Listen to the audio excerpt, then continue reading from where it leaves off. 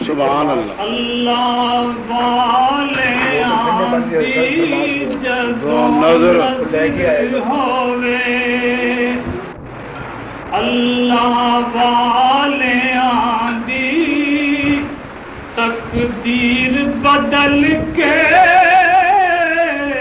رکھ دیں دے ماشاء اللہ ماشاء اللہ جدوں نظر ہوے اللہ والے آدھی جدوں نظر ہوے اللہ والے آدھی تقدیر بدل کے رکھ دیں دے اے ازل تو لکھی ہوئی کاتب دی اے ازل تو لکھی ہوئی کاتب دی تحریر بدل کے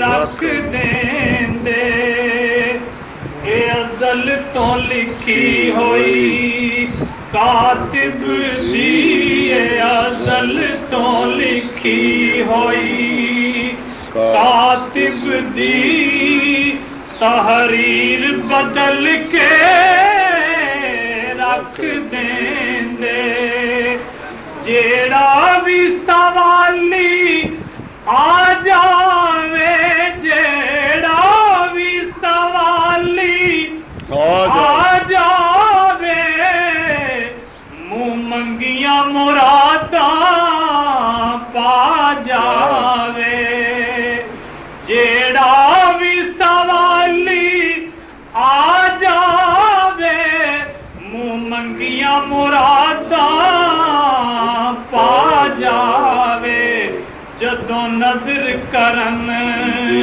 اے بدکاراں تے جدوں نظر کرن بدکاراں تے تعذیر بدل کے رکھ دیں دے جدوں نظر کرن بدکاراں تے جدوں نظر کرن بدکاراں تے تعذیر بدل کے رکھ دیں دے اے ازل تو لکھی ہوئی کاتب دی تحریر بدل کے رکھ دیں دے تے کھل جان دے راز حقیقت دے کھل جان دے راز حقیقت دے جدوں مل دے پیر طریقت دے اے جدوں نظر ہووے کسے عارف دی جدوں نظر ہووے کسے عارف دی اے ضمیر بدل کے رکھ دیں دے جدوں نظر ہووے کسے عارف دی اے ضمیر بدل کے رکھ دیں دے اے کرم نوازی اے سائیاں دی ہے کرم نوازی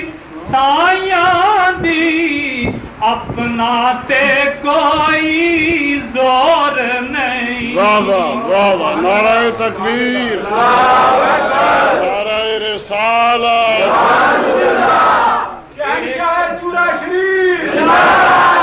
اے کرم نوازیے سائیاں دیے کرم نوازیے سائیاں دی اپنا تے کوئی زور نہیں جنوں چاہندے تخت بٹھا دیں دے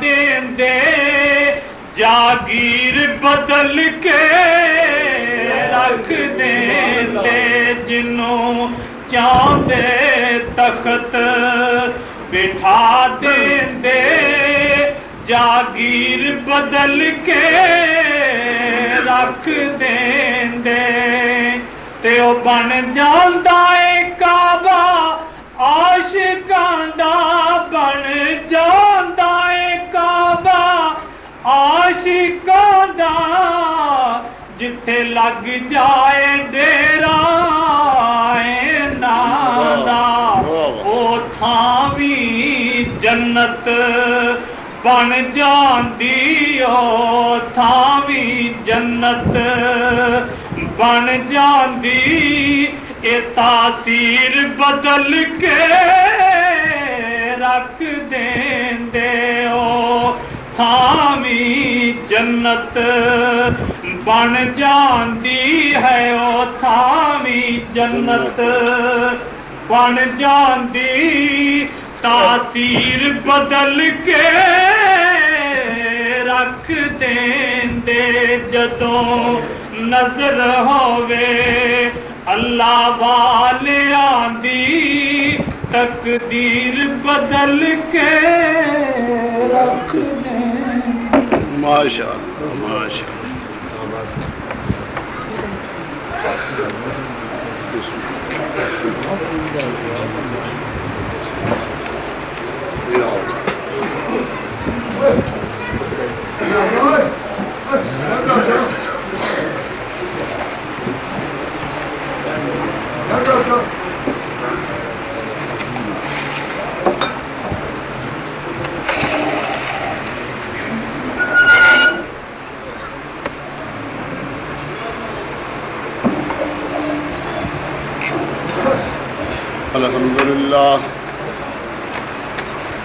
الحمدللہ وکفا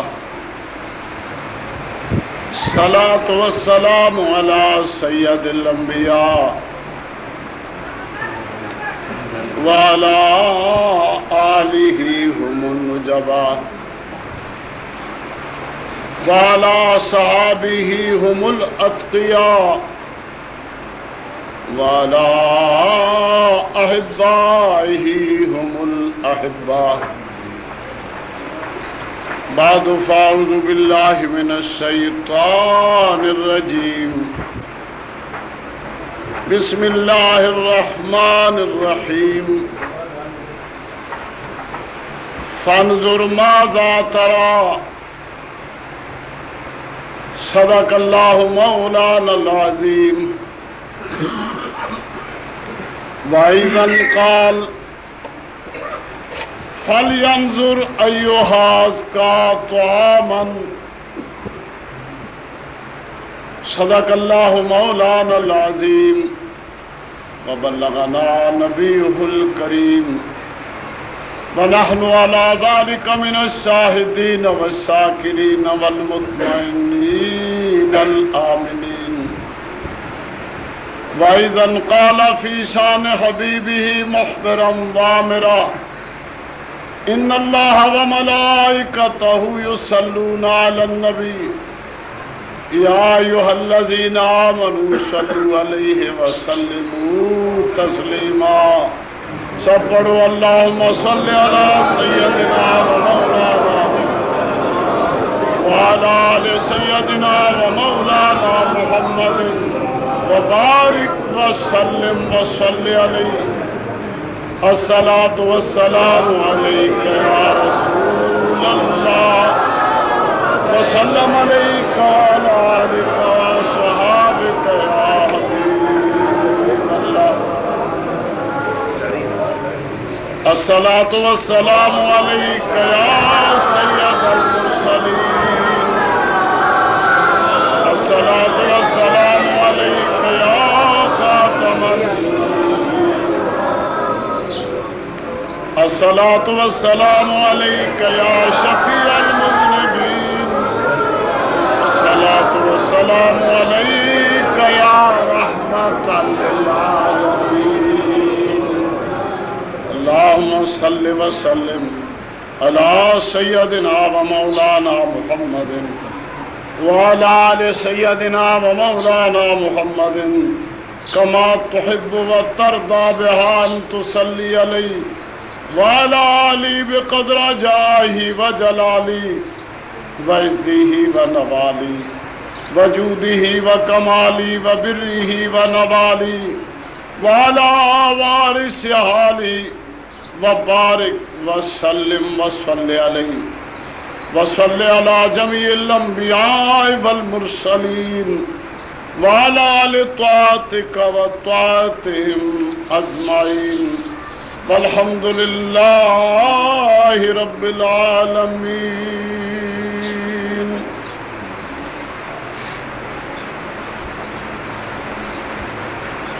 محترم بھائیوں، عزیزوں اور مہربانوں،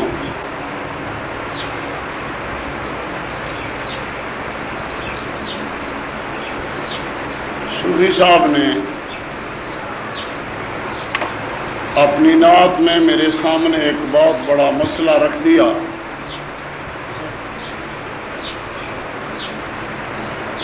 جس کی وضاحت کے لیے میں نے قرآن مجید فرقان حمید کی 2 چھوٹی چھوٹی آیتیں پڑھی۔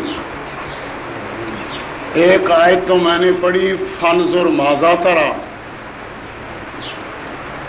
اور دوسری آیت میں نے پڑھی فَلْيَنظُرْ أَيُّهَا أَزْكَىٰ طَعَامًا۔ دونوں آیات میں ایک مسئلے کی وضاحت ہے، اور وہ یہ مسئلہ کہ اللہ والوں کی نظر کیا چیز ہے، اور صوفی صاحب نے تو ان کی نظر کی تینوں صفتیں بھی ذکر کر دیں کہ وہ اپنی نگاہ سے سلطنتیں بدل دیتے ہیں، اور پھر اپنی نگاہ سے وہ کتنے علوم سے برابر کر دیتے ہیں، صاحب طریقت بنا دیتے ہیں۔ اور پھر یہ مسئلہ آپ لوگوں میں بہت پرانا چلا آیا کہ آپ کسی اللہ والے کو اکثر کہا کرتے ہیں کہ حضرت جی میرے والے نگاہ رکھنا، حضرت جی میرے والے، اور پھر یوں بھی کہا کرتے ہیں کہ بھاگا آئے ہو کدے تہاڈی نگاہ سولی ہوئی تے ساڈے سارے کم بنے رہنے، تہاڈی نگاہ سولی ہوئی تے ساڈے، یہ نگاہ کیا چیز؟ میں بس اسی کی وضاحت کروں گا، اور اسے سمجھنے کے لیے یوں سمجھو کہ یہ نگاہ کا ڈالنا، یہ نظر کرنا، کسی واقعے کی جانچ پڑتال کر لینا، اس کی حقیقت سے واقف ہو جانا، اور اس سے ذرا اور بھی اس تعریف کو بڑھا لو کہ اس کی ان اور لم سے واقف ہو جانا، یہ نگاہ سے ہو سکتا ہے۔ اسی لیے جناب ابراہیم نے جب خواب دیکھی کہ میں اپنے بیٹے کو ذبح کر رہا ہوں، تو صبح اٹھ کر کے انہوں نے اس خواب کو یوں شرمندہ تعبیر کیا کہ اللہ مجھ سے قربانی چاہتے ہیں، لہذا انہوں نے صبح کو 10 اونٹ ذبح کیے۔ کتنے؟ لیکن رات کو پھر وہی خواب دیکھی کہ میں اپنے بیٹے کو ذبح کر رہا ہوں۔ اب دوسرے دن آپ نے اس خواب کی یوں تعبیر کی کہ میری قربانی 10 اونٹ کی تھوڑی تھی، اللہ مجھ سے اور زیادہ قربانی چاہتے ہیں، کتنے اونٹ ذبح کیے؟ کہو جی 100۔ کتنے؟ 100 اونٹ ذبح کیے۔ لیکن پھر تیسری شب کو وہی خواب۔ اب سمجھے کہ اللہ رب العزت مجھ سے تبادلہ تن بدنوں کی قربانی نہیں چاہتے۔ میں نے لفظ کیا کہا؟ تبادلہ تن۔ کیا کہا؟ تبادلہ تن نفوس کی قربانی نہیں چاہتے، بلکہ اسی محبوب بیٹے کی قربانی چاہتے۔ اب صبح کو،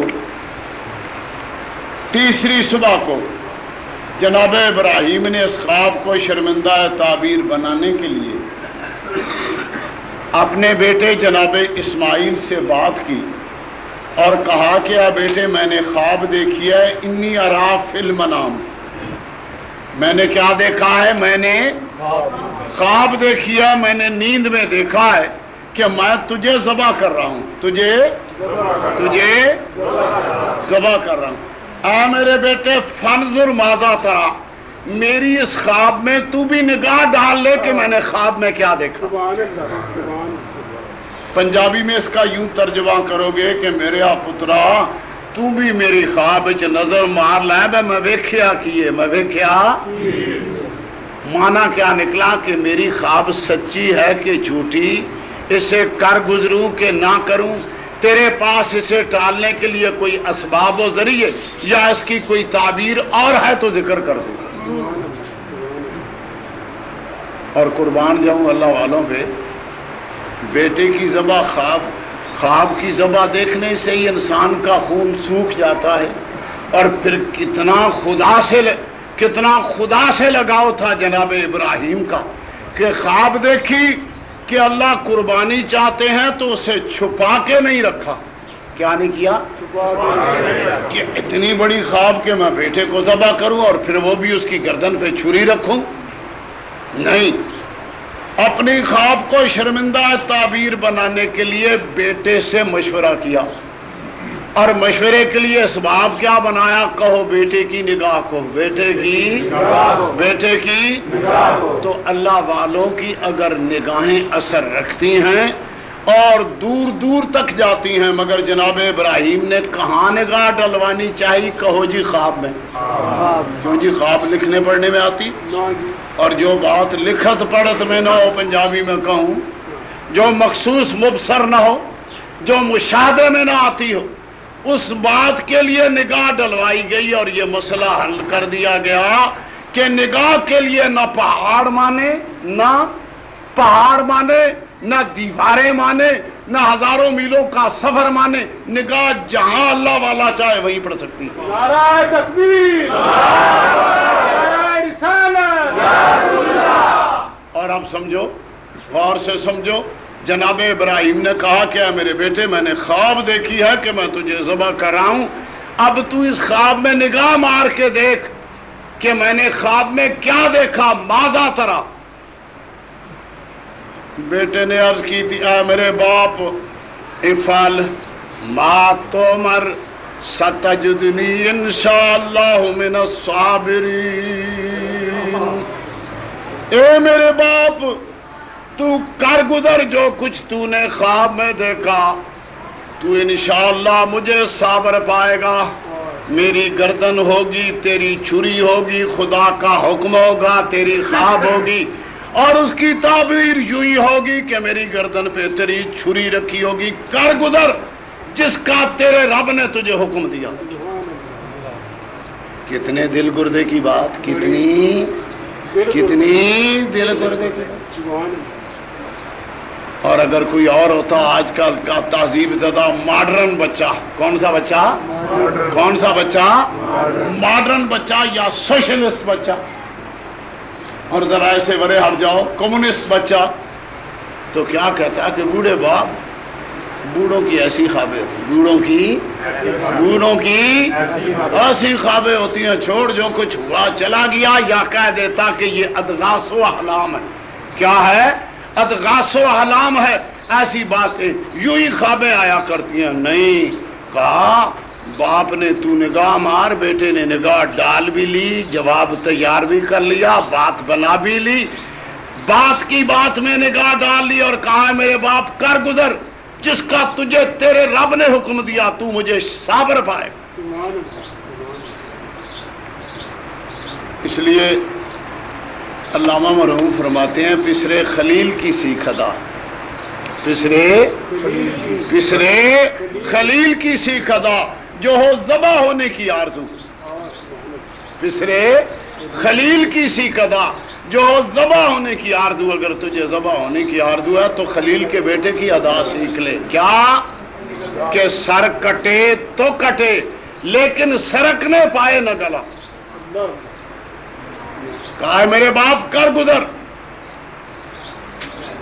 اور اب جناب ابراہیم نے بیٹے سے مشورہ کرنے کے بعد جناب ہاجرہ کو بتایا کہ میں نے خواب دیکھی تھی میں نے اپنے بیٹے سے اس کا ذکر کر لیا. 3 دن سے میں 10 اور 100 اونٹ میں نے ذبح کیے، لیکن اللہ اسی کی قربانی چاہتا ہے، لہذا مجھے بتاؤ میں کیا کروں. اس نے کہا جب تمہارے رب نے حکم دیا تو رب سے بیٹا عزیز تو نہیں ہو سکتا. کیا بات کہی. اور سنو سنو سنو، یوں تو ساری دنیا دعویٰ کرے گی کہ مجھے خدا، میں خدا کو ماننے والا، مجھے خدا محبوب ہے، لیکن اللہ نے ان کی گسوٹی بتا دی. والذین آمنوا اشد حبا للہ، فرمایا میرے نزدیک کامل الایمان وہ ہے جسے میں دنیا کی تمام چیزوں سے زیادہ محبوب ہوں. اور جو دوپہر کی کڑی دھوپ میں مسجد نہ جا سکے، جو کڑی دھوپ میں روزانہ رکھے، جو خدا کے راہ پہ 2 قدم نہ دے سکے، اور جو اللہ کی فرما برداری کے لیے چند کھڑیاں نہ دے سکے، کیا اسے خدا محبوب ہے؟ کہو جی نہیں. کیا وہ ایماندار ہے؟ کہو جی نہیں. ایمان کی گسوٹی یہ ہے کہ اسے خدا دنیا کی تمام چیزوں سے زیادہ محبوب ہے. تو جناب حاجرہ نے کہا کہ اگر تجھے تیرے رب نے حکم دیا تو رب سے بیٹا تو عزیز نہیں، تو کر گزر تو. اور میں تو کہا کرتا ہوں کہ اگر جناب اسماعیل نگاہ والے تھے تو حاجرہ بھی بے نگاہی نہ تھی، بے نگاہی نہ تھی. نبی کی ماں تھی اور نبی کی بیوی تھی. اور قربان جاؤں وہ جس کی رب نے دعائیں قبول کی تھی، اور وہ حاجرہ جس نے جنگل میں خدا کے لیے سب کچھ چھوڑا تھا. جب جناب ابراہیم وہاں چھوڑ کے اللہ کا حکم ہوا اور جناب ابراہیم اس مختصر سے قافلے کو کسی اور زمین میں آباد کرنے کے لیے لے چلے، تو بقول حفیظ وہ جو چھوٹا سا قافلہ جا رہا تھا، حفیظ نے لکھا ہے خدا کا قافلہ. کون سا قافلہ؟ کس کا قافلہ؟ خدا کے قافلے بھی ہوتے ہیں. کہو جی ہاں جی. جیسے آج آیا، جیسے کوئی بھاگ رہا ہے، کوئی دوڑ رہا ہے، کوئی کہتا ہے پانی پی لے، کوئی کہتا ہے ہاتھ نکال لے، اور خوشیوں بلیوں دل اچھل رہے ہیں کہ بس آج مقصد پورا ہوا. یہ کون سا قافلہ ہے؟ کہو خدا کا قافلہ. نعرہ تکبیر، قافلہ خدا کا قافلہ. تو جناب حفیظ فرماتے ہیں کہ خدا کا قافلہ جو مشتمل تھا 3 جانوں پر. کتنی جانیں تھیں؟ 1 جناب حاجرہ، 1 جناب اسماعیل، 1 جناب ابراہیم. 3 بھی نہ تھے، 2.5 تھے. مگر جا کہاں رہا تھا؟ اللہ نے کہا کہ ابراہیم اب اس بیوی اور بیٹے کو فلاں بے آباد زمین میں آباد کر دیں. قربان جاؤں کن پہ؟ کہو اللہ والوں پہ. تو ہمارے صوفی صاحب نے کہا کہ اللہ والوں کی نگاہیں بڑا کام کرتی ہیں، مگر کوئی اللہ والا ہو بھی، کوئی اللہ والا نہر نتھے خیرے نہر کے سر میں تراشد کلندری دانت. ہر ایک اللہ والا نہیں ہو سکتا. اللہ والا وہ جسے خدا دنیا کی تمام چیزوں سے محبوب ہے. اور سنو، جب جناب ابراہیم اپنی اس محبوب بیوی کو، جس کے بطن سے وہ بیٹا ملا جس کے لیے مدت و دعائیں مانگی، سارا کے بطن سے نہ ملا، حاجرہ کے بطن سے ملا، وہ جو دعاؤں کا ثمرہ تھا، وہ جو نوید اجابت تھی، جب رب نے کہا اسے اور اس کی ماں کو فلاں زمین میں آباد کر لے تو پھر تامل نہیں کیا. تامل کیوں؟ کہو حکم کے بندے تھے. کیا کہا؟ اللہ والے کیا ہوتے ہیں؟ کیا ہوتے ہیں؟ حکم کے بندے. اور حکم کا بندہ وہ کہ جسے حکم ملا تو اس نے تعمیل کی.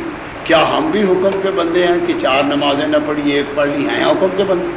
جی 30 روزے نہ 29 روزے نہ رکھے 1 رکھ لیا، کہاں جی ہم حکم کے بندے ہیں؟ جی نہیں، جی نہیں. ویسے ہمارا نام سنیوں میں ہمارا نام کیا مشہور ہے؟ کہو جی منن والے. کہتے ہو نا آپ تو جی منن والے ہیں، آپ تو جی. اور وہ دوسرے ٹولے کو کیا کہتے ہو؟ کہتے ہیں جی منکر. منکر نہیں کہتے، اکثر پنجابی میں منکر کہتے ہیں. کیا جی؟ وہ منکر تو وہ جس نے خدا کی مانی نہیں، اور ہم ماننے والے وہ جس نے خدا کی مانی. یاد رکھو، خدا کی اس نے مانی جس نے مصطفیٰ کی مانی. جس نے مصطفیٰ کی نہیں مانی اس نے خدا کی بھی نہیں مانی. اور دیکھو ہم نے مصطفیٰ کی کتنی مانی ہے. ذرا چہرے پہ ہاتھ پھیرو، ہاتھ لگاؤ چہروں پہ. کتنی خدا کی ہم نے مانی. رام داس کی مانی کہ مصطفیٰ کی مانی؟ جی خدا کی مانی کہ رامداس کی مانی؟ کدھر جا رہے ہو؟ مصطفیٰ کے محبو، مصطفیٰ کے نعرے لانے والوں، نعرہ رسالت کہنے والوں، اپنے عمل کا جائزہ لے لو کہ تمہاری خدا سے، مصطفیٰ سے کتنی محبت ہے۔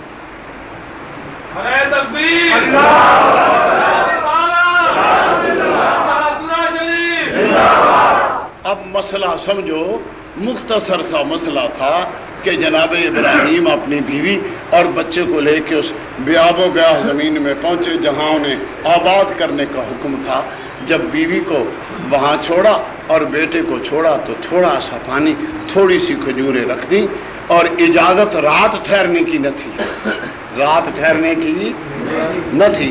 واپس لوٹے، سورج غروب ہو رہا تھا، جناب ابراہیم دعا مانگ رہے تھے، اور دعا بڑی لمبی ہے۔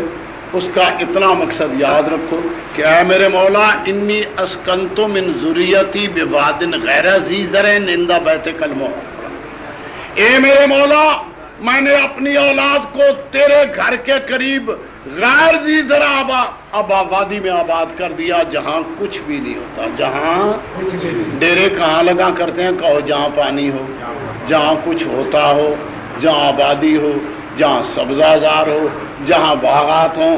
اور اللہ والوں کے ڈیرے کہاں رکھتے ہیں؟ جہاں اللہ ہو، جہاں اور سنو، جب واپس لوٹنے لگے تو جناب حاجرہ نے اپنے خامن سے ایک سوال کیا کہ میرے خامن، یہ واپس لوٹ کے جانے والے مجھے اور ثمرہ دعا کو اس بیابو گیا میں چھوڑ کے جانے والے، من امرا کا ان تترکنا بیارد لیس فیہا زرع ولا ماء، یہ حکم تجھے کس نے دیا کہ مجھے ایسی زمین میں چھوڑ جا جس زمین میں نہ گھاس ہے نہ پانی؟ تو جناب ابراہیم نے کیا کہا؟ فرمایا امرنی ربی،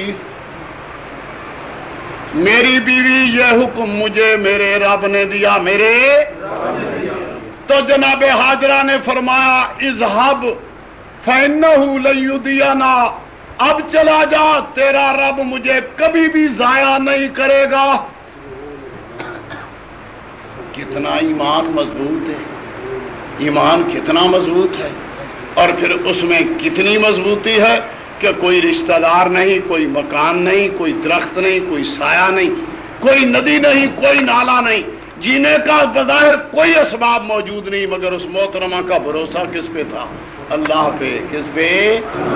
اور اسے اللہ اتنا محبوب تھا کہ اس کے حکم کی تعمیل میں اسے جان کی بھی پرواہ نہ تھی۔ اب مسئلہ سمجھو، بات ذہن میں بٹھا لو کہ یہ نظر کچھ ہوتی ہے، کہو جی ہاں جی۔ اگر ہے تو جناب ابراہیم نے بیٹے کو کہا کہ فرزر ماذا ترا، اے میرے بیٹے تو بھی میری خواب میں نگاہ مار کے دیکھ لے کہ میں نے کیا دیکھا۔ اور تم بھی اللہ والوں کو کیا کہا کرتے ہو؟ اللہ والوں کو کیا کہا کرتے ہو؟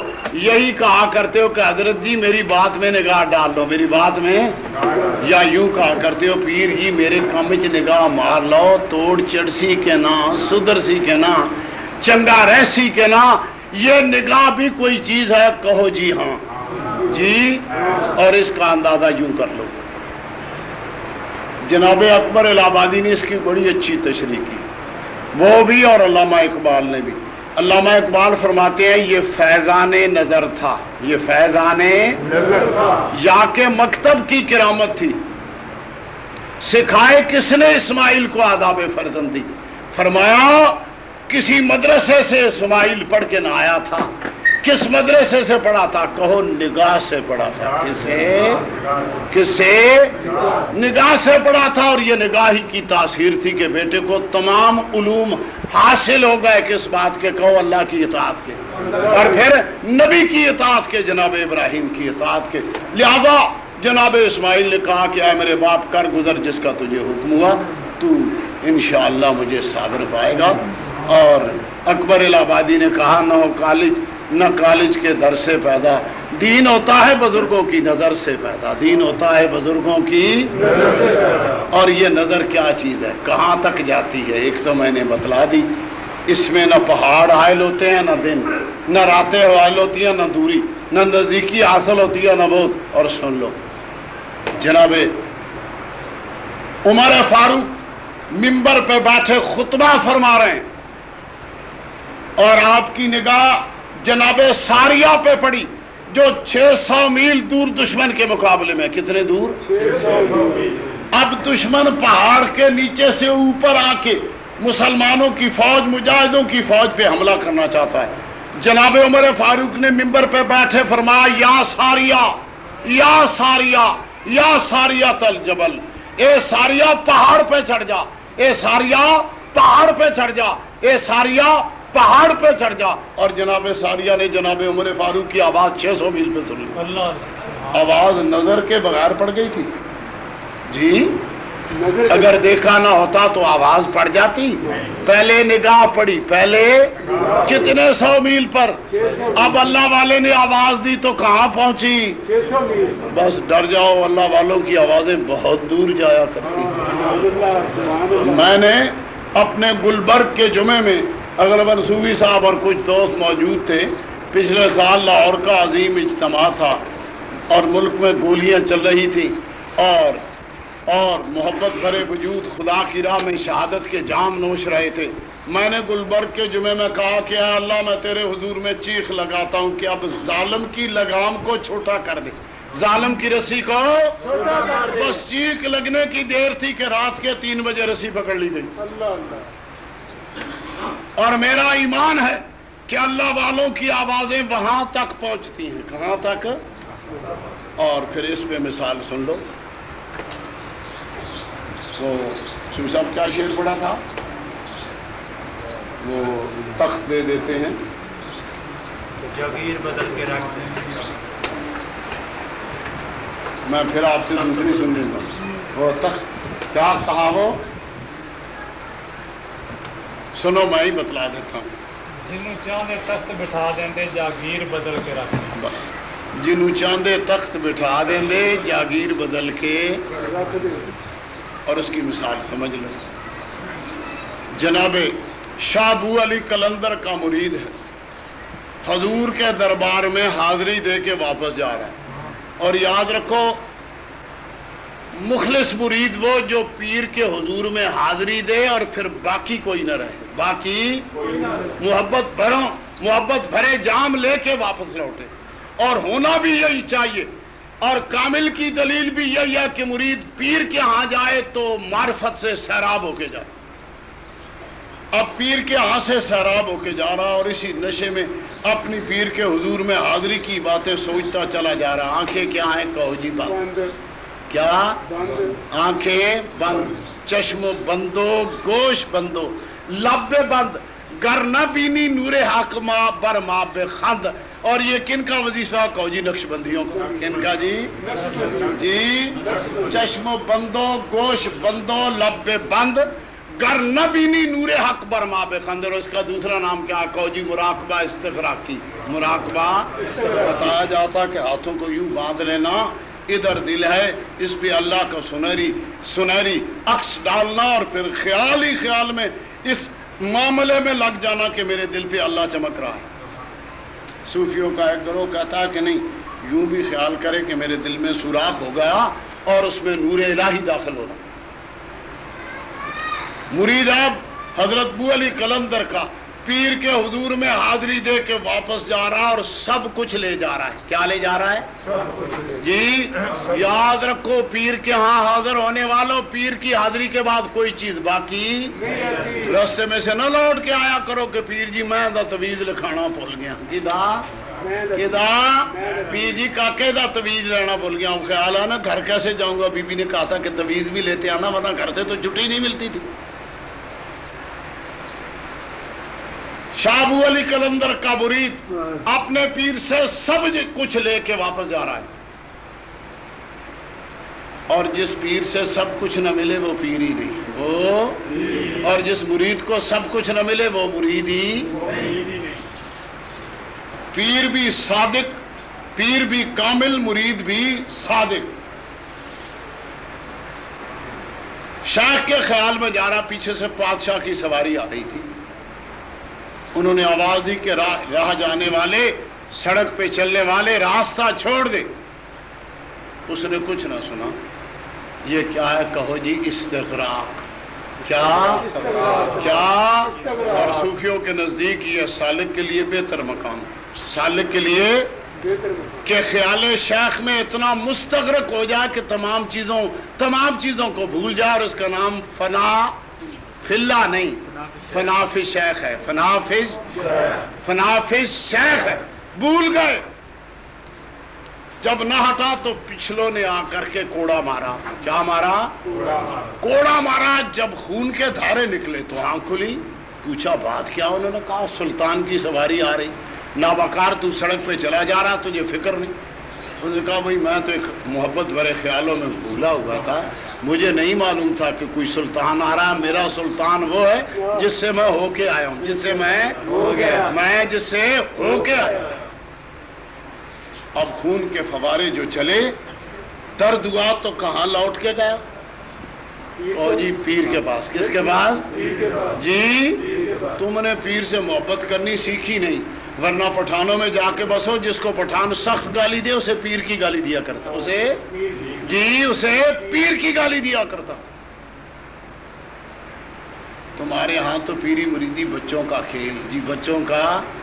جس نے لایا گلی وہ نالی ٹر چلی، جنہیں لایا گلی وہ نالی ٹر چلی. جس نے کچھ چند باتیں سنا دی، شعبدہ بازی دکھلا دی، اس کے ساتھ چل گیا.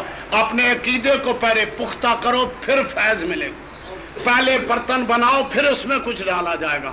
جب برتن نہیں گا اس میں پڑے گا بھی کچھ نہیں. اب اپنے پیر جناب ابو علی قلندر کے حضور میں پہنچا. خون کی ندیاں بہ رہی تھیں. حضرت نے پوچھا کیا بات ہے؟ کہ حضور میں تو آپ کا خیال میں کھویا جا رہا تھا، پیچھے سے بادشاہ کی کہتے ہیں سواری آ رہی تھی، میں نے رستہ نہیں چھوڑا، انہوں نے مجھے کوڑا مار دیا. اب میری فریاد سنو. شاہ ابو علی قلندر نے اپنے منشی کو حکم دیا کہ قلم دوات اور کاغذ لیا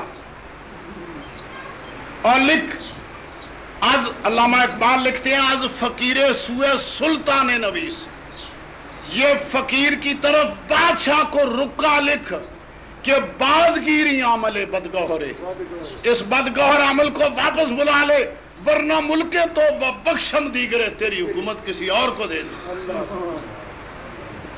اور یہ کوئی بڑی بات نہیں، یہ کوئی بڑی بات نہیں. حالات میں لکھا ہے، جہانگیر بھی اپنے توزق میں نقل کرتا ہے کہ محمد تغلق کا زمانہ تھا. اس واقعے کو اس نے توزق میں نقل کیا کہ محمد تغلق کا زمانہ تھا اور جناب محمد تغلق کے زمانے میں جناب بیل دولدانہ گزر رہے تھے. تغلق اٹھ کے نہ کھڑا ہوا. تغلق اور ایک مسئلہ سمجھ لیں، عالم کے لیے حکم ہے کہ بلا ضرورت بازار نہ جائے. کہاں کہنے جائے؟ اگر عالم بلا ضرورت بازار جائے گا اس کی امامت مکروہ ہو جائے گی. اس کی امامت جو آدمی عام بازاروں میں چلے ہم اسے عادل نہیں کہتے، اس کی گواہی نہیں قبول کرتے چاند کے معاملے میں. عادل وہ جو ضرورت سے بازار جائے، ضرورت سے بلا ضرورت گھومتا نہ پھرے، ادھر ادھر آنکھیں نہ اٹھاتا پھرے، شاید باتوں میں جھوٹ نہ ہو. اور پھر رسول اللہ نے بازار میں جانے کو پسند نہیں کی. حضور نے فرمایا خیر البقاء المسجد، سب سے اچھی جگہ مسجد اور سب سے بری جگہ بازار. اور جن کی صبح شامی بازار میں ہو کہو جی اللہ. کیا کہو جی؟ کیا کہو جی؟ اللہ اللہ. اس کی آنکھیں کب قابو ہوگی، اس کا دل کب قابو ہوگا، اس کی زبان کب قابو ہوگی. کہیں چلتے کی غیبت کرے گا، کہیں کھڑے ہوئے کی بات پہ اس کی بات کی طرف اشارے کرے گا. اب مگر حال یہ اللہ والوں کا یہ حال کہ لکھا ہے کہ آج فقیر سوئے سلطان نویس، بازگیری عمل بدگوہرے، ورنہ ملکے تو بخشم دیگرے، تیری حکومت لے کر کے کسی اور کو دے دوں گا. اور یہی حال ہے جناب بہلول دانا کا. گزر رہے ہیں، دیکھا تغلق بیٹھا ہوا، ادب کے لیے اٹھ کے کھڑا نہ ہوا، ادب کے لیے اٹھ کے. اور مسئلہ یہ ہے کہ عالم بلا ضرورت بازار نہ جائے کہ لوگ کھڑے نہ ہوں گے اور وہ گناہگار ہو جائیں گے. وہ اونچا کہو، وہ گناہگار ہو جائیں گے. عالم کی قدر و منزلت نہ کر سکیں گے، گناہگار ہو جائیں گے. اور یوں بھی لکھا رسول اللہ فرماتے ہیں اہانت العلماء کفر، اہانت العلماء کفر، علماء کی توہین کرنی کفر ہو جاتا ہے. عالم کا ادب کرو، عالم کا. اور رسول اللہ نے فرمایا کہ فضل العالم علی العابد کا فضلی علی ادناکم. فرمایا عالم کو عابد پہ اتنی فضیلت حاصل ہے جتنی مجھے تمہارے ادنا آدمی پہ، تمہارے. اور اعلیٰ آدمی کو بھی رسول اللہ سے کیا نسبت؟ حضور نے ادنا فرمایا. عالم کا بڑا مقام، عالم کا. مگر وہ کون سا عالم کا؟ علماء حق، علماء حق جنہوں نے خدا و مصطفیٰ کے لیے دلوں میں وعدے کر رکھے تھے. لہذا جناب تغلق کے حضور میں کھڑا نہ ہوا، جناب بہلول کے سامنے تغلق کھڑا نہ ہوا. جناب بہلول کو بار بار کسی نے کہا کہ جی تغلق تو بڑا بے ادب ہے، آپ گزر رہے تھے، کھڑا نہ ہوا. تغلق کلندر مزاج آدمی تھے، پھر بات نہ سنی اس نے، پھر کہا، پھر نہ سنی اس نے، پھر کہا. آپ نے فرمایا سلطنت دہلی برباد باد، سلطنت دہلی برباد باد. اب تغلق کا تاج سر سے بیٹھے بیٹھے زمین پہ گر پڑا. اور یہ بڑے لوگ وامی ہوتے ہیں، بڑے لوگ. اونچا کہو نا، اونچا کہو نا. اور چھوٹے لوگ تو وہمی نہیں ہوتے. ہماری پیروں کی شامت ہوئی جی تو کوئی سانو جی کوئی ساڈے پھیری پا گیا. کی پا گیا؟ کوئی جی کوٹھے تو لنگ گیا، فوکھا دے گیا، کوئی ساڈے کھیت چ نہاؤنی کر گیا. وہمیوں مسلمانوں کدھر جا رہے ہو؟ ان مہموں والے تو تم نے بارڈر سے ادھر بھیج دیے، بارڈر سے ادھر بھیج دیے. مگر بات ٹھیک ہے، کسی کہو اللہ والا کچھ کر سکتا ہے، کچھ. اب جناب بہلول نے فرمایا سلطنت دہلی برباد باد، تغلق کا تاج سر سے زمین پہ گر گیا. اور بڑے لوگ وامی ہوتے ہیں، بڑے لوگ. تغلق کو وام پڑ گیا کہ تاج گر گیا. کیا گر گیا جی؟ تاج گر گیا. یہ کیا ہوگا؟ کسی نے کہا تجھ پہ جناب بہلول ناراض ہو گیا. جناب بہلول اور بڑے عقیدوں والے لوگ تھے. کون؟ کہو اگلے بادشاہ. کیا تھے؟ کہو عقیدوں والے لوگ. کیا تھے؟ عقیدوں والے لوگ تھے. اب دل میں وہم پڑ گیا کہ اگر تغلق نے مجھے کہا تو میں بچ نہیں سکتا. تغلق نے کہا کہ بہلول نے کچھ کہا تو میں بچ نہیں سکتا. لیکن بہلول سے دعا کرانی بڑی مشکل، کیونکہ وہ تو کلندر تھے، وہ تو بات ہی کچھ اور تھی. اب سوچنے لگا کہ دعا کا کچھ ذریعہ بناؤں. کسی نے کہا کہ امیر خسرو کے پاس جا. کس کے پاس جا؟ اسے اللہ والوں سے دعا کرانے کا ڈھب آتا ہے، دعا کرانے کا. اور بات ٹھیک، اللہ والوں کی جھولی میں اب بھی ہے سب کچھ.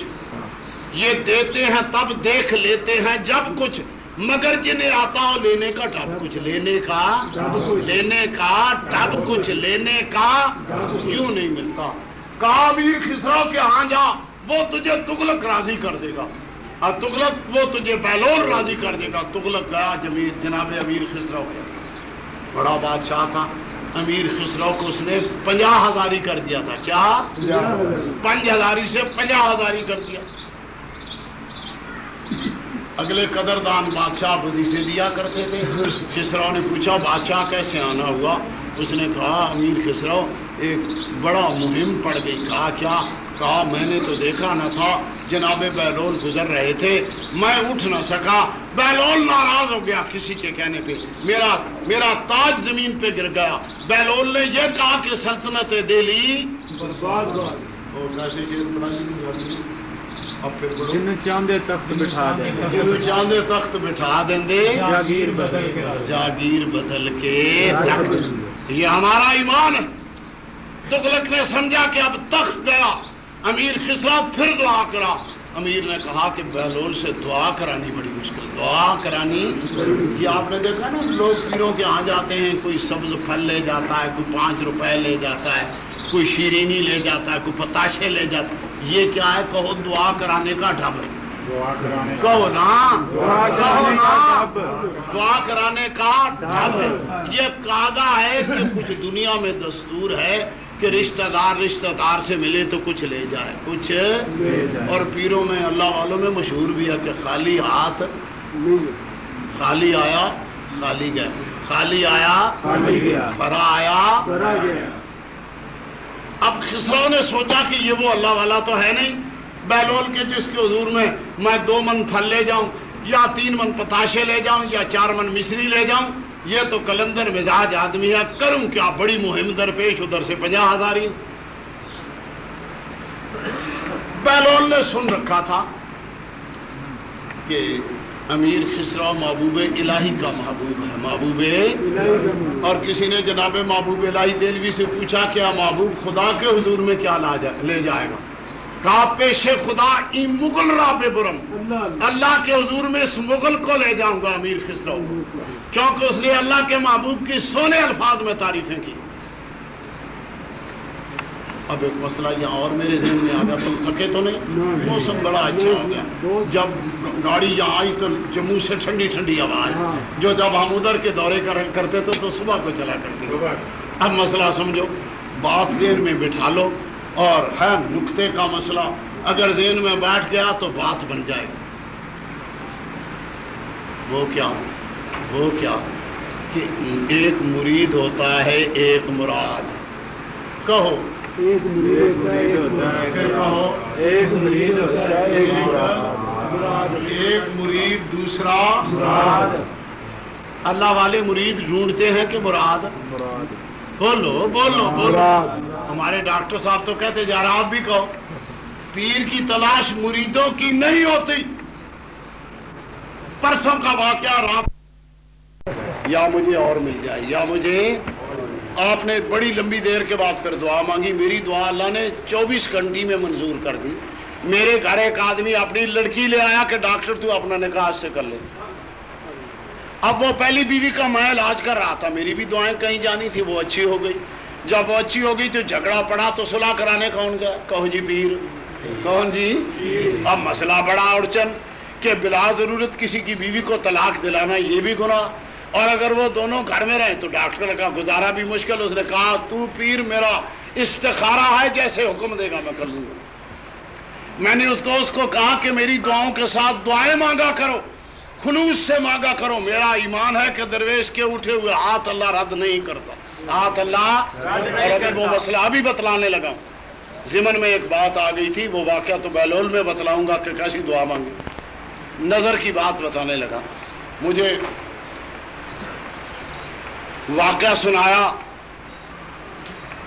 صاحبزادہ فیض الحسن نے کہ میں نے اپنے دادا مرحوم سے ایک بات سنی، گھڑیاں نہیں دیکھنی، دادا مرحوم سے ایک، مجھے پانی پلائی، وہ بات یہ تھی، وہ کہتے ہیں کہ ہمارے گاؤں آلو مہار کے قریب ایک اور گاؤں ہے، اس کا نام ہے پیلو مہار۔ کیا نام ہے؟ پیلو مہار۔ وہاں ایک عالم تھے، کیسے عالم؟ کہو جی خشک۔ کون سے عالم؟ اللہ ان سے بچائے، اللہ کن سے؟ پنجابی کی کہندے ہو؟ رکھیا ملہ کو جی، اللہ رکھیا ملیاں کو۔ ایک اور بھی میں دعا مانگا کرتا ہوں، یا اللہ مجھے خشک نمازیوں سے بچا۔ کس سے؟ جی اللہ خشک نمازیوں سے بچائے، انہوں نے بڑی دنیا بے نماز کر دی، بڑی دنیا۔ 4 سال کا واقعہ، میں آج یہاں بھی آخری چائے جہاں میں نے پی وہ صدر کی جامع مسجد، وہاں میں نے جمعہ پڑھا، وہاں سے جمعہ پڑھا کے میں بھوت چلا گیا، وہاں میں نے شام کی نماز پڑھائی۔ جب میں نماز پڑھا رہا تھا، ابھی 3 رکعتیں پوری نہیں ہوتی، سلام نہیں پھرا تھا کہ پیچھے سے ایک آدمی نے شور مچا دیا، ماردہ انگل تیری انگل پناہ نہ تو یاد رکھیں گے۔ سلام پھیر کے پوچھا بابا تجھے کیا ہوا؟ کہنے لگا یہ لڑکا جو ہے نماز انگڑا مارتا۔ میں نے کہا بھائی یہ مسئلہ تو مجھ سے پوچھ کہ اس انگل کو مارنے کا ثواب کیا اور نہ مارنے کا عذاب کیا، اور اس کی تو انگل توڑنے کے لیے تیار۔ یہ تو سارے کالج کے لڑکے ہیں جن کو میرے ساتھ جمعہ پڑھا، شام کو بھی دل کر رہا کہ میرے ساتھ آ جائیں، اور پھر مسجد میں آ گیا، نماز پڑھنے سے پہلے ہی تو نے شور مچا دیا، تیرے کتنے لڑکے ہیں؟ کہنے لگا جی 4۔ میں نے کہا ان سے کوئی مسجد آتا؟ کہتا جی نہیں۔ میں نے کہا ان کے سر میں ڈانگ لگا، جو مسجد نہیں جاتے، جو آئے ہوئے ان کی انگلیاں کیوں توڑتا؟ اللہ رکھے نمازیاں کو، کنا کھڑوں؟ مسجد میں کوئی گیا نہیں اور نمازی نے چھاڑا نہیں، آئے لات کتے رکھی، آئے وضو کی تھی، آئے ہاتھ کتے گئے، آئے تیرے کان کدھر گئے، ڈرا کے مار ڈالا، ڈرا کے۔ اللہ کن سے بچایا؟ کہو جی خشک نمازیاں سے۔ اس سے اور پھر اتنے ظالم مسجد میں بچے ہوں تو لگا دیں گے شور، مارے نو 2 لتر، مارے نو 4 لتر۔ میں کہتا ہوں بولے تیرا بھی کوئی ہے؟ تو بھی کوئی لایا؟ رسول اللہ تو جناب امامہ 9 برس کی تھیں کہ کاندھے پہ اٹھا کے مسجد لے، اور اہل بیت کے دروازے سے گزرے تو فرمایا یا اہل بیتی الصلاۃ، اے میرے گھر کے لوگوں، نماز نماز نماز۔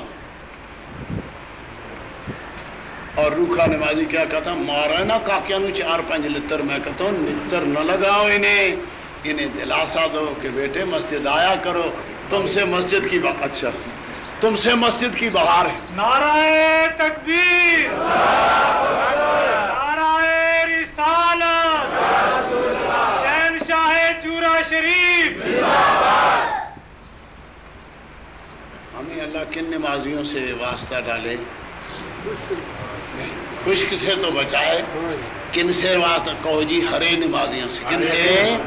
جی محبت بھرے نمازی۔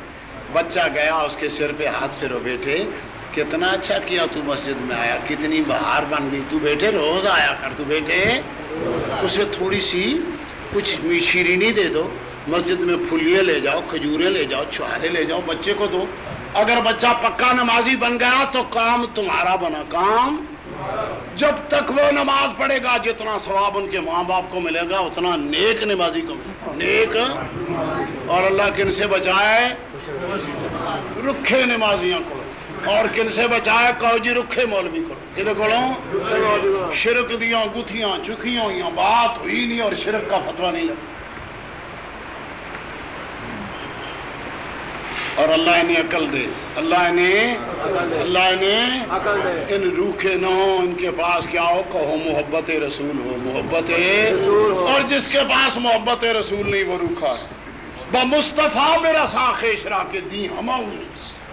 علامہ مرحوم فرماتے ہیں آپ نے آپ کو رسول اللہ تک پہنچا، یہی دین ہے، حضور تک پہنچ جانا یہی دین ہے، حضور تک پہنچ جانا یہی دین ہے۔ اگر بہو نہ رسیدی تمام بو لہب، اگر تو اللہ کے حبیب تک نہیں پہنچا تو پھر تو بو لہب ہے، شیطان کا تابعدار۔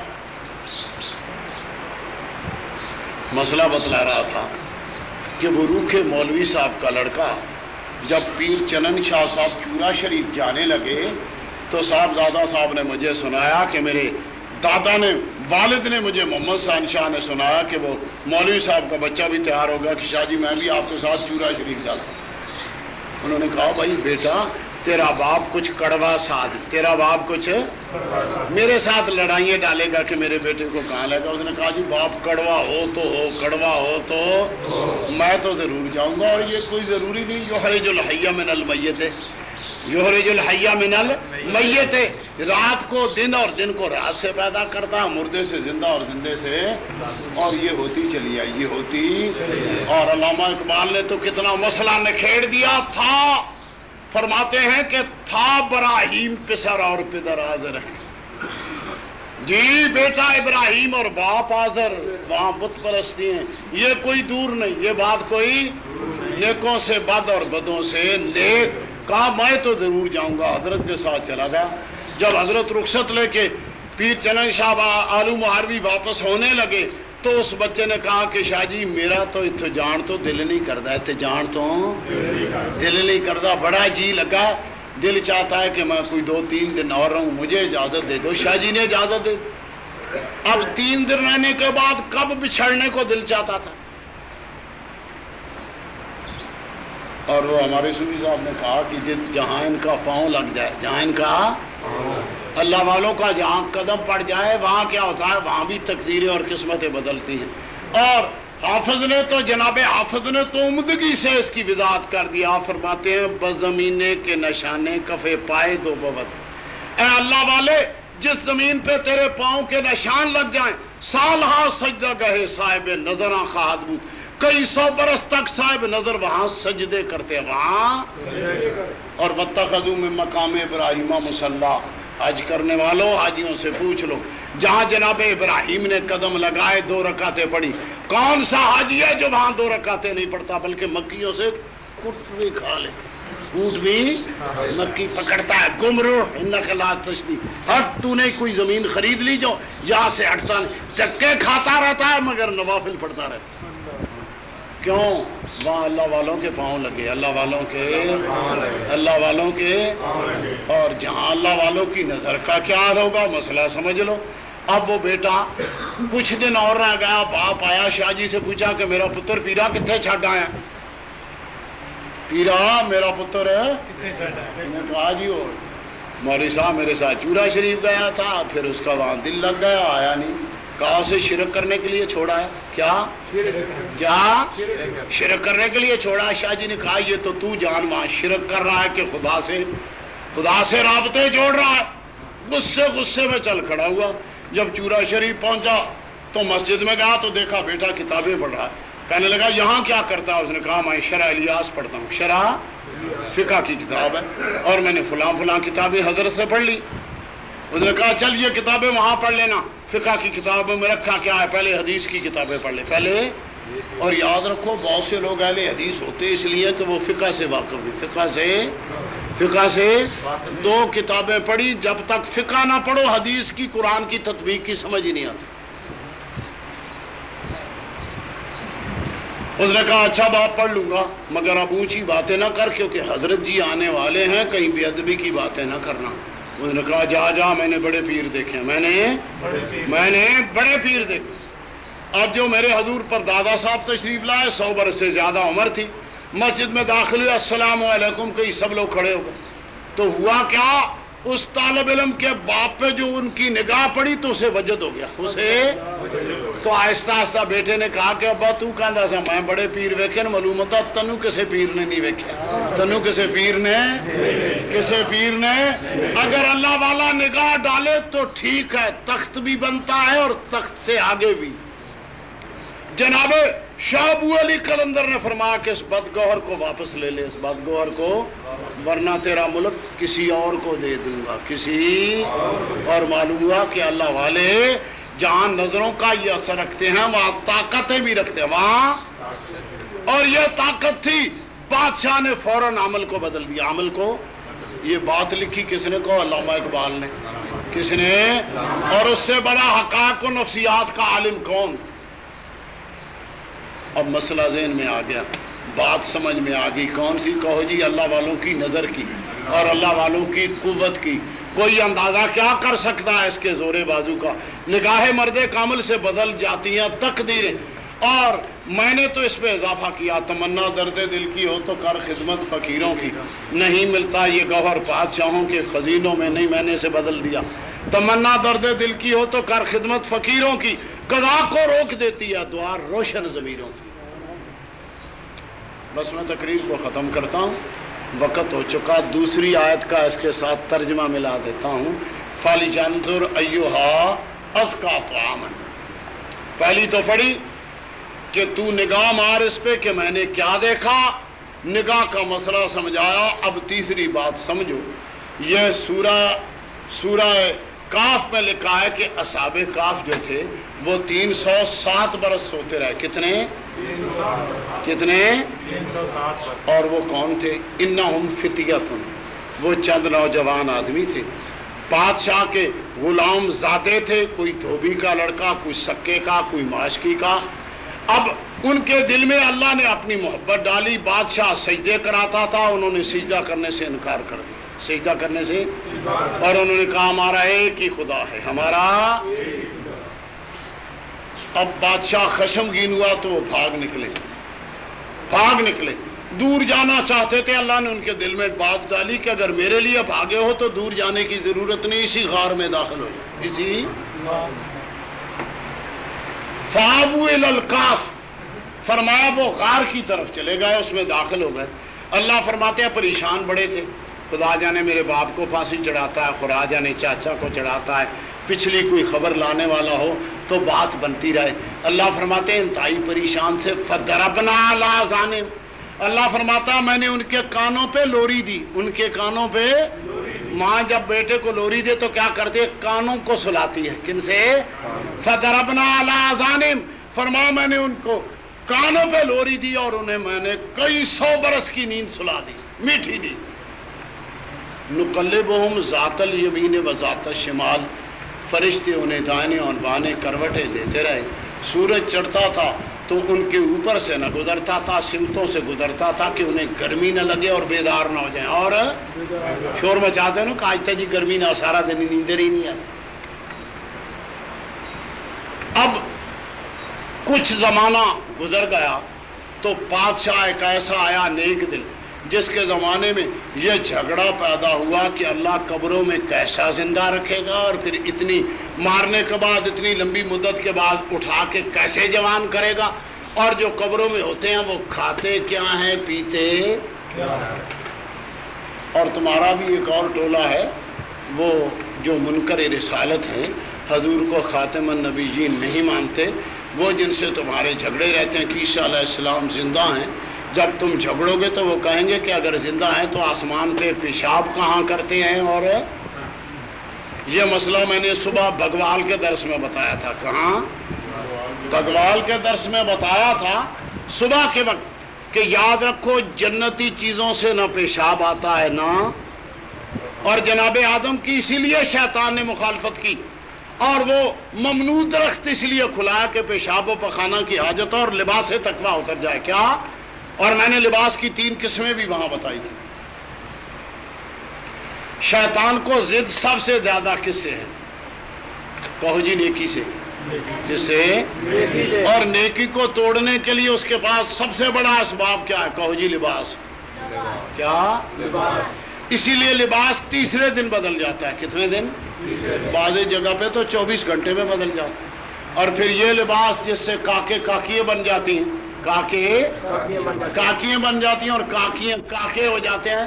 میں شیخوپورہ کے اسٹیشن پہ گاڑی کھڑی کی اور اپنے فارم میں جانے کے لیے گاڑی پہ سوار ہونے لگا تو ایک بوڑھا سا بابا یوں دیکھ رہا تھا، یوں۔ میں نے کہا بابا جی کیا دیکھتا؟ کہنے لگا دیکھتا ہوں کہ یہ کاکی ہے کہ کاکا، کاکی ہے کہ کاکی ہے کہ کاکا، اور اس کی شناخت کو اللہ ہی کرائے۔ کون کرائے؟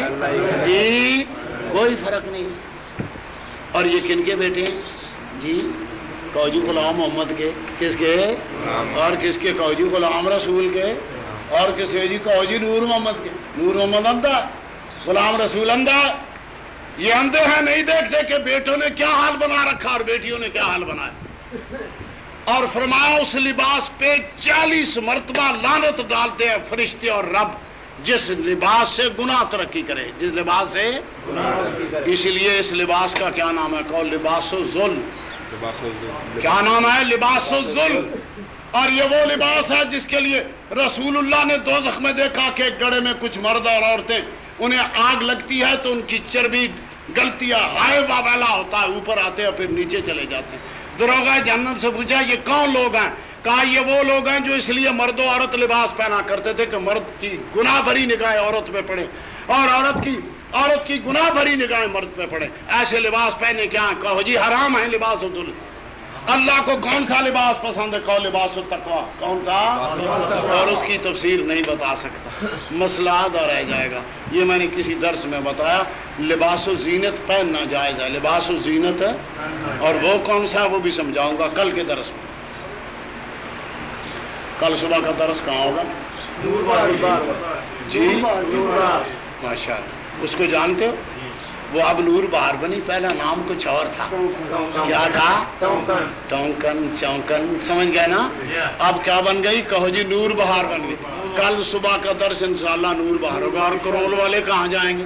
کیونکہ پرسوں تو میں نے لوٹ جانا ہے جی، اس لیے کہ آج کل ہمارے ہاں تو ذمہ داری کا زور ہے، اور سال بھر کی روزی نہ بنے تو نہ کار کا پیٹرول بنتا، نہ نئی کار بن سکتی ہے، کچھ دھکا لوگ لگاتے ہیں، دوست میرے ساتھ کچھ میرے 10 سردانے ہو جاتے ہیں، کام بن جاتا ہے۔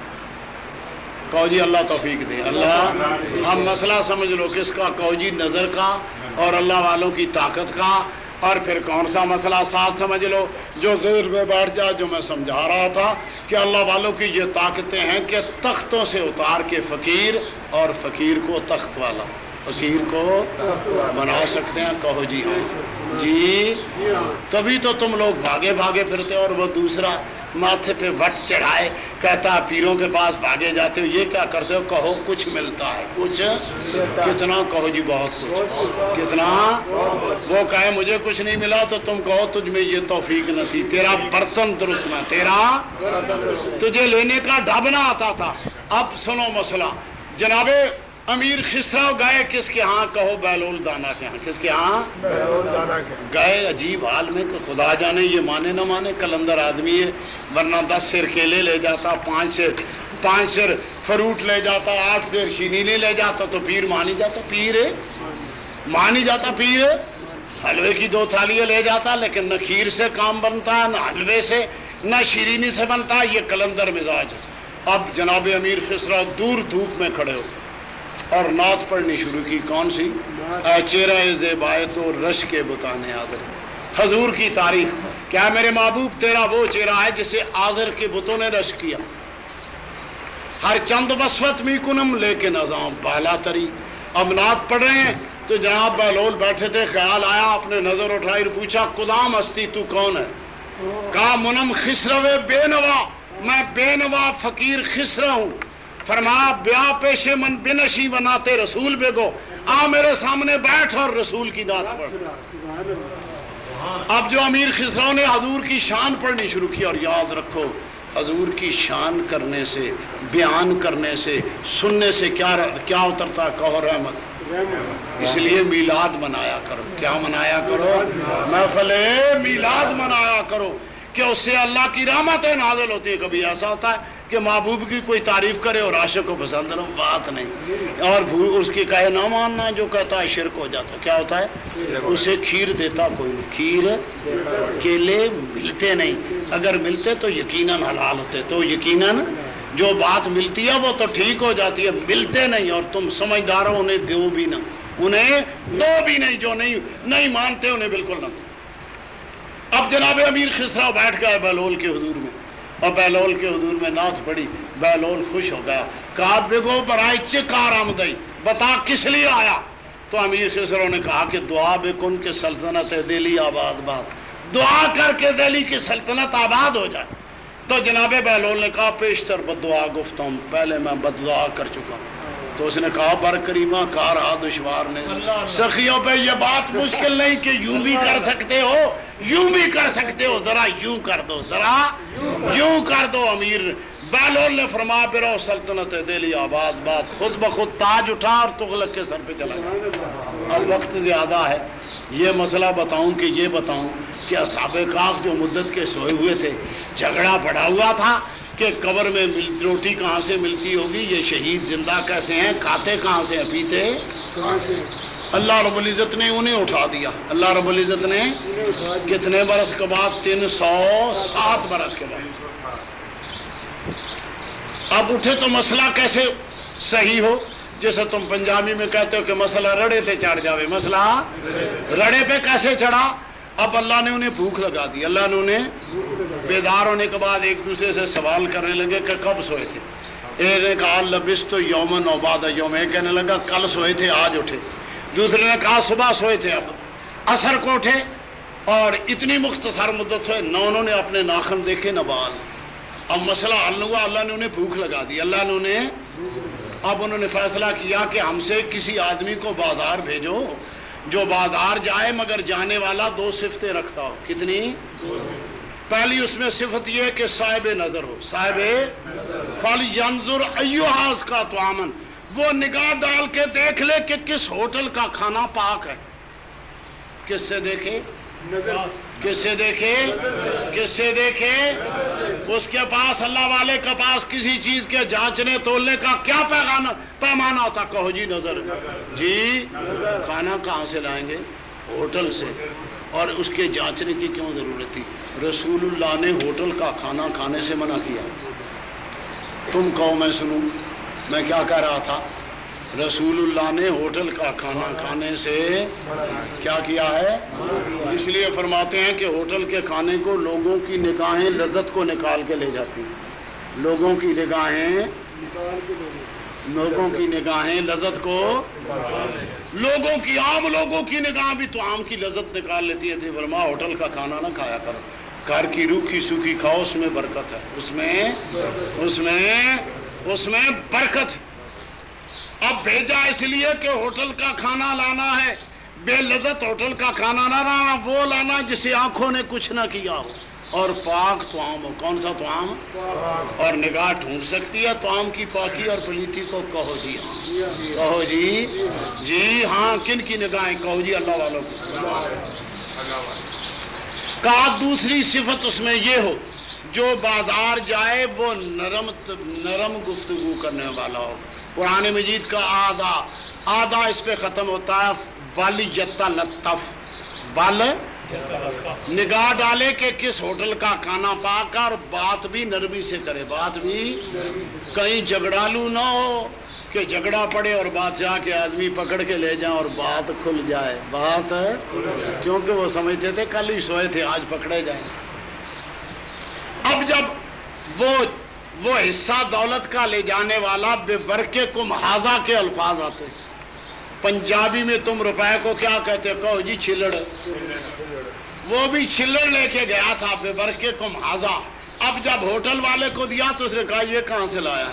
یہ تو آج سے کتنے سو برس دقیانوسی بادشاہ کے زمانے کا ہوتا. تجھے کوئی دیگ ملی ہے؟ تجھے کوئی یا کوئی خزانہ تو نے کہیں سے لے لیا؟ اس نے کہا نہیں کوئی نہیں لیا. اب شور جو مچا لوگ اکٹھے ہو گئے تو اس نے پھر سچی بات بتلا دی کہ بھائی دقیانوسی کے زمانے میں ہم بھاگے تھے غار میں چھپ گئے تھے پھر ہمیں بھوک لگی تو میں بازار میں سودا لینے کے لیے. اب انہوں نے کہا ہو تم آج کے بھاگے ہوئے نہیں, یہ تو تختی پہ لکھا ہوا, تمہیں تو بھاگے ہوئے 350 برس ہو گئے. جب دیکھا تو بات نکلی بات. اب بادشاہ کا کام بن گیا کہ مسئلہ حل ہو گیا. مسئلہ کہ 307 برس ہوتے رہے تو بھوک نہ لگی, پیشاب نہ کیا. اب وہاں دیکھنے گئے غار پہ تو کیا دیکھا کہ وہ کلبہم باسطن ذرائع بالوسید, صرف وہی نہیں سوتے رہے تھے, کتا بدستور موجود تھا اور ان کی دہلیز پہ پاؤں پھیلائے بیٹھا ہوا تھا. پاؤں پھیلائے کتنے 100 برس کتا بھی قائم رہا کو 307 برس 300. تو اللہ والا اگر اللہ والوں کو قبروں میں اللہ کتنے 100 برس بھی سلائے رکھے تو کوئی بعید بات ہے؟ کہو جی نہیں. پھر قبروں میں زندہ ہیں کہ نہیں؟ کہو جی زندہ ہیں. کیسے زندہ ہیں؟ کہو برزخی حالت میں. کس حالت میں؟ کس حالت میں؟ برزخی حالت میں زندہ ہیں. اور پھر رہی اگلی بات, کرتا ہوں پسے مرگ حل مشکل عالم. جناب میر فرماتے ہیں اللہ والوں کی شان میں, کرتا ہوں پسے مرگ حل مشکل عالم, بے حسوم اگر ناخن کی طرح اکدا کشا ہوں. ہلدے جلدے تو نہیں پر لوگاں دیاں بڑھائی جاندے, لوگاں دیاں بڑھائی جاندے. اب تینوں مسئلے حل ہو گئے. نظر کا مسئلہ, اللہ والوں کی طاقت کا مسئلہ, ان کی حیات کا مسئلہ, اور پھر ان کی نگاہ ڈالنے کا مسئلہ. اب باتیں ساری پوری ہو گئی جو صبح صافی نے بڑھی تھی, لہذا صفحے سیدھی کر لو. کہاں کرو گے؟ کہو جی آسمان پر. کتنے ہوئے تھے تو پورے ہی نہیں ہوندے, صفحہ کتنے سیدھیاں کرو گے؟ سنو بھائیو میری بات سنو. اس گاؤں کا کیا نام ہے؟ کہو جی گلبہار. چھوٹی کے بڑی؟ چلو اس لیے مسجد بھی نہیں ہے تو بڑی, مجھے تو بتاتے تھے لیکن میں نے پڑھ لی. پچھلے دنوں میں ضلع گجرانوالے میں ایک گاؤں میں جمعہ پڑھا ہے. وہاں اللہ نے ایک چیئرمین کو بچہ دیا 27 برس کا. اس نے کہا میں خدا کے نام پہ کیا دوں, آپ کو کیا دوں؟ میں نے کہا خدا کے نام پہ مسجد بنا دے. کیا بنا دے؟ گاؤں کن کا؟ کو جی راجپوتوں کا. کن کا؟ اور ان کے ہاں نمازیں جاتی کم, نمازیں جی لنگڑیالوں کا نام نہیں لے رہا, ان کا کہ ان کے ہاں نمازیں جاتی کم تھی. مجھ سے جمعہ پڑھوایا تو مسجد تنگ ہوگی. بار بار وہ چیئرمین میرے پاس پوچھے حضرت جی ہوں کی کریں گے؟ میں نے کہا مجھے نہ لاتا جی, مجھے اور کرنے کا کیا سوال. اب گاؤں والے ہو ایسا کرو کہ تم آہستہ آہستہ باہر نکل جاؤ, تمہاری بےزتی نہیں ہوگی. پنڈ والے ہو ہولے ہولے تسی باہر چلے جاؤ. بیبیو انہوں کھیس پہنچاؤ جی انہوں نے پیر کو جمعہ پڑھا لیا, نمازیاں دیا صفحہ سیدھیاں نہیں ہون گیا, نماز مکروہ ہو جائے گی. لاؤ ہوں صفحہ سیدھیاں کرو, پہلو سیدھیاں کر کے سنتا پڑھو, پھر اذان ہوے گی, خطبہ ہوگا.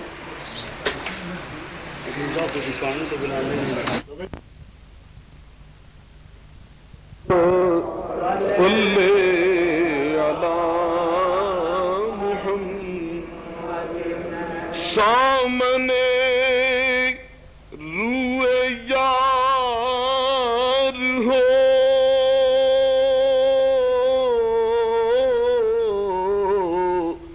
سجدے میں ہو سرے نیاز. سامنے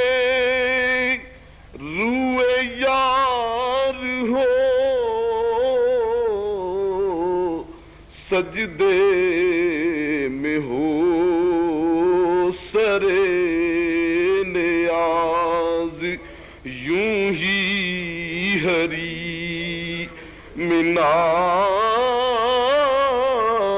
میں خواجہ یوں ہی ہری مناز میں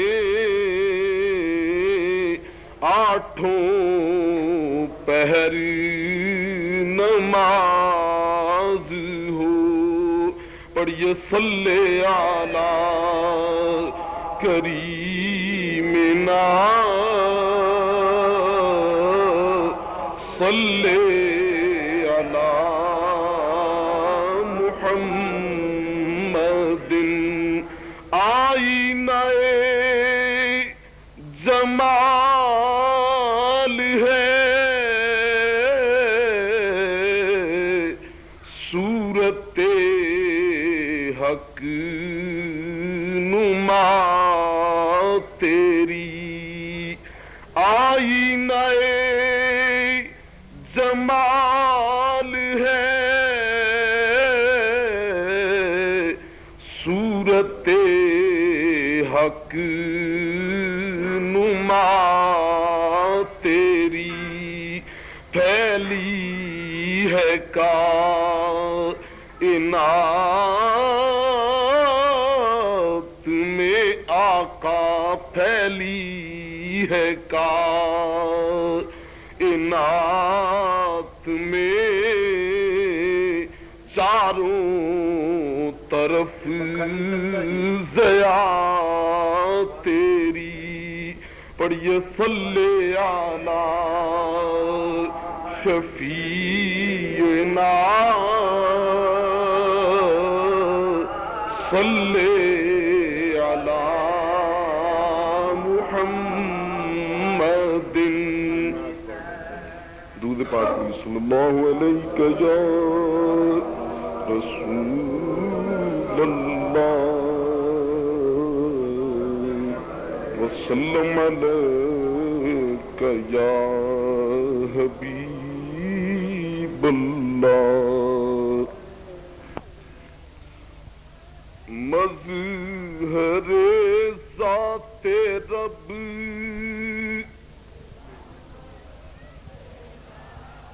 چشم بے چین کا تھے دل کا سکون روح انسان کی صحت مدینے میں ہے چشم بے چین کا چین دل کا سکون روح انسان کی صحت مدینے میں ہے عرض طیبہ میں محبوب ہے جلوہ گر عرض طیبہ میں محبوب ہے جلوہ گر اس لیے رب کی رحمت مدینے میں ہے ان کی رحمت ہے جنوں بشر کے لیے ان کی رحمت ہے کونین بھر کے لیے ان کی رحمت ہے جنوں بشر کے لیے ان کی رحمت ہے کونین بھر کے لیے سارے عالم پہ ہے ان کی رحمت مگر سارے عالم پہ ہے ان کی رحمت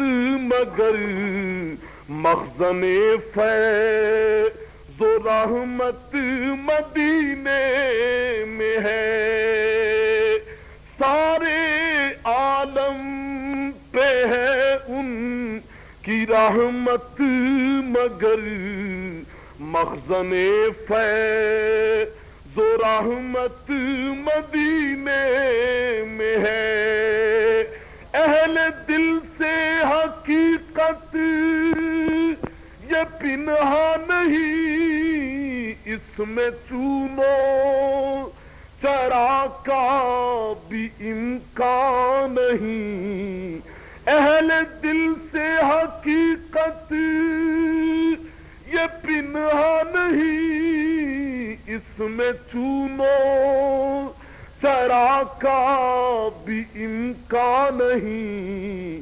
زندگی ان کے قدموں میں ہے زندگی، زندگی ان کے قدموں میں ہے زندگی، زندگانی کی عظمت مدینے میں ہے، زندگی ان کے قدموں میں ہے زندگی، زندگانی کی عظمت مدینے میں ہے، یوں تو ساری زمین پر جہاں بھی کہیں تمہیں موقع ملے کر لو سجدہ وہی، یوں تو ساری زمین پر جہاں بھی کہیں تمہیں موقع ملے کر لو سجدہ وہی، یہ حقیقت بھی کر لو مگر دل نشیں، ارے یہ حقیقت بھی کر لو مگر دل نشیں، سجدہ ریزی کی لذت مدینے میں ہے، یہ حقیقت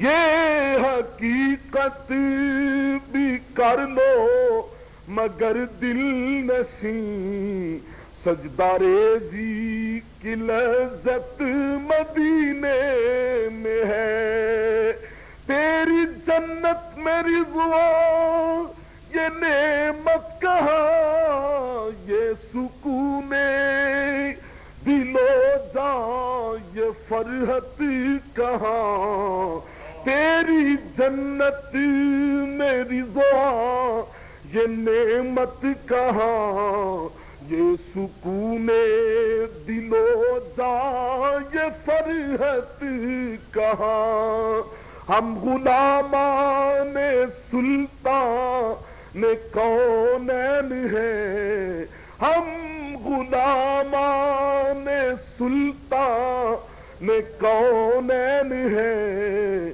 ہم غلاموں کی جنت مدینے میں ہے،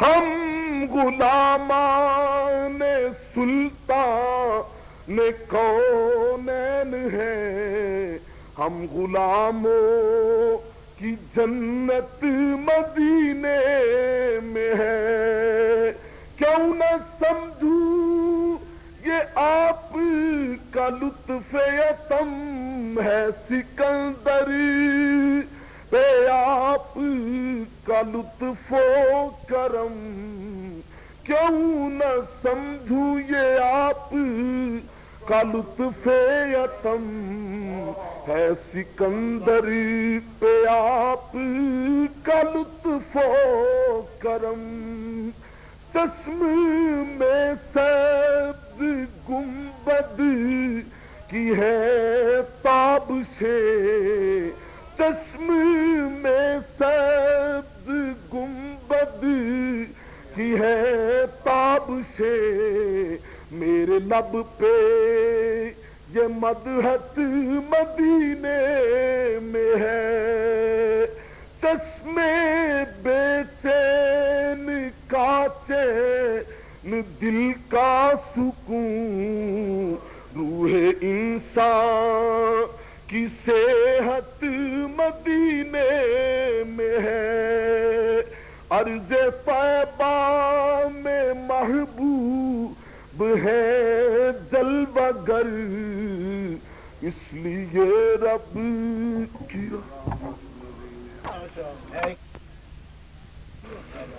تیرے قدموں میں آنا میرا کام تھا، میری قسمت جگانا تیرا کام ہے، تیرے قدموں میں آنا میرا کام تھا، میری قسمت جگانا تیرا کام ہے، میری آنکھوں کو ہے دید کی آرزو، رخ سے پردہ اٹھانا تیرا کام ہے، میری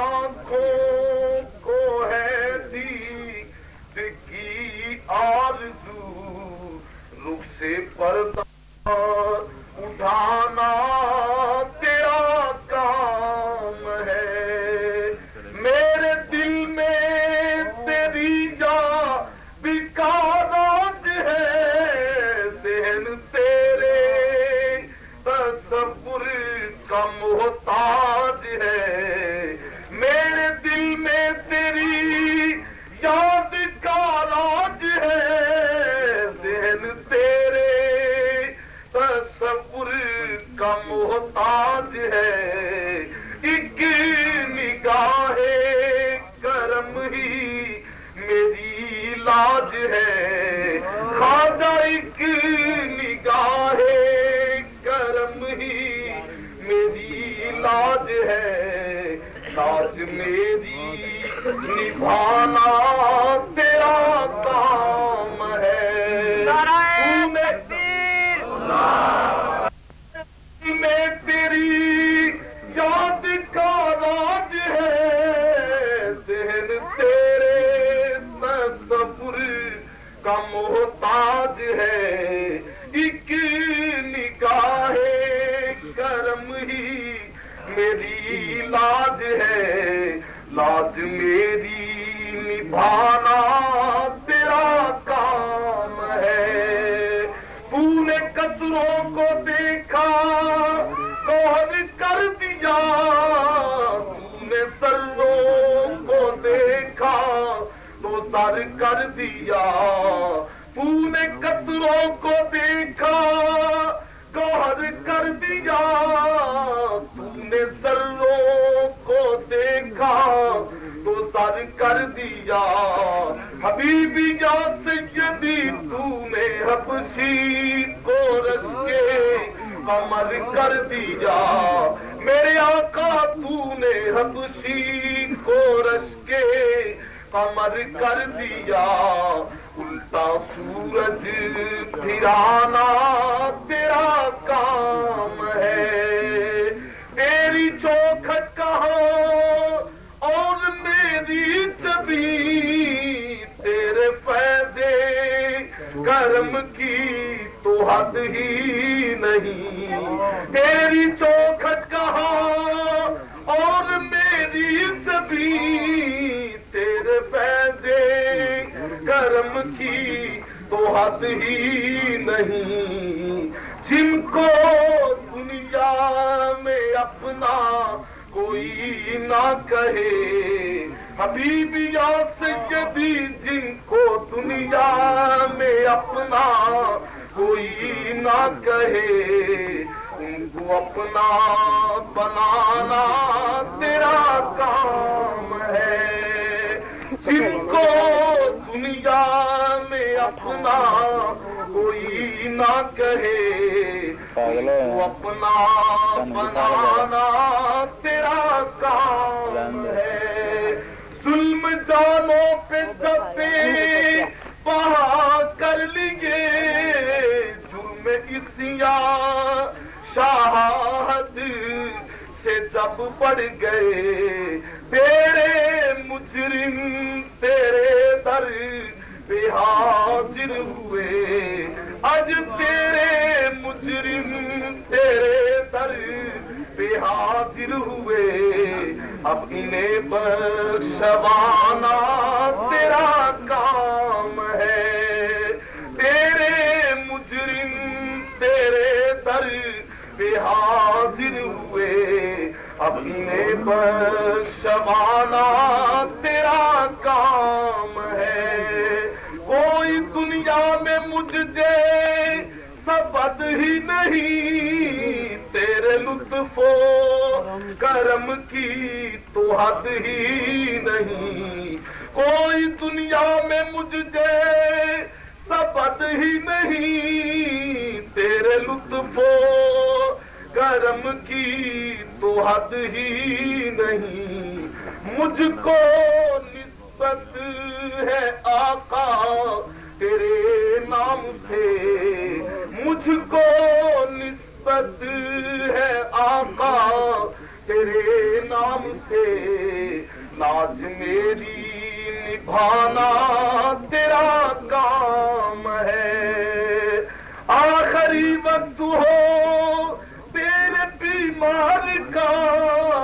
ایک قطرہ ملے جان میں دیدار کا، آخری وقت ہو تیرے بیمار کا ایک قطرہ ملے جان میں دیدار کا، آخری میرے دل کی ہے حسرت یہی، اب یہ حسرت مٹانا تیرا کام ہے، کسے جاگے